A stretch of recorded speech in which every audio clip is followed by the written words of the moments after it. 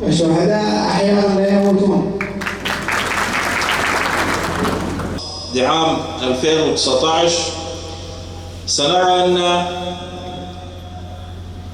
الأحداث الكبيرة التي حدثت هنا في منطقتنا وفي كل سوريا وحتى في الشرق الأوسط بشكل عام كلها كانت متداخلة وتؤثر على بعضها البعض. نحن منذ اليوم الأول،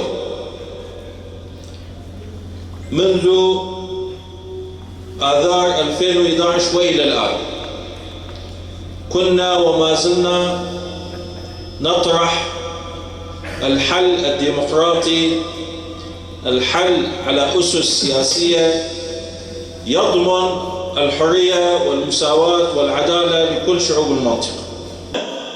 بقاء واستمرارية هذا النظام في الدستور السوري، هذا ما نريد التفاوض عليه، وليس كل واحد إذا ما اتصل به علي مملوك ويقول أنا أريد سأذهب لأحل موضوعي وما لي علاقة بالآخر. هذا التقرب خاطئ وسوف يفتح المجال لأزمات أكبر. فإذن علينا عدم الانجراء إلى هذه الألاعب. النظام إذا كان صادقا يمكنه أن يقبل بالتفاوض المباشر. الروس يمكن أن يكونوا موجودين كضامنين، حتى الأمم المتحدة يمكن أن تكون موجودة. إن كانوا موجودين أو غير موجودين بالنسبة لنا ليست مشكلة كبيرة. المهم أن نكون مستعدين للتفاوض وتقبل الأفكار من بعض، وأن نعمل من أجل مصلحة الشعب بكل مكوناته وبكل مناطقه.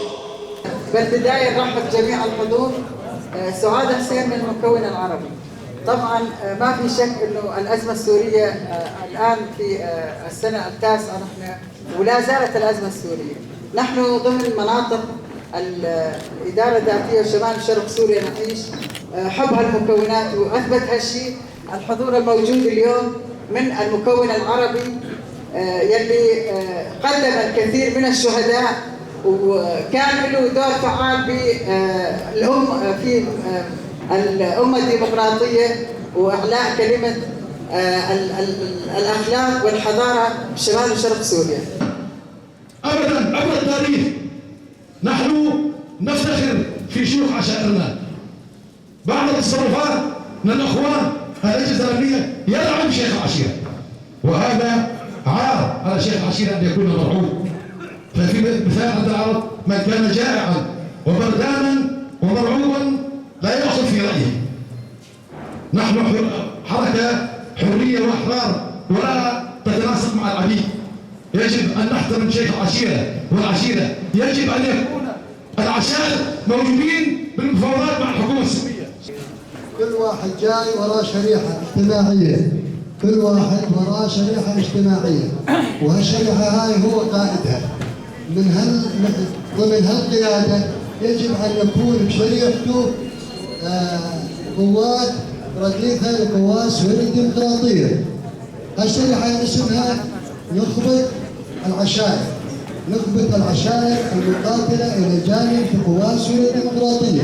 قوات سوريا الديمقراطية وحماية الشعب هذول أبنائنا وأخواننا من ذكور وأناث، ولكن حقوقنا معروفة.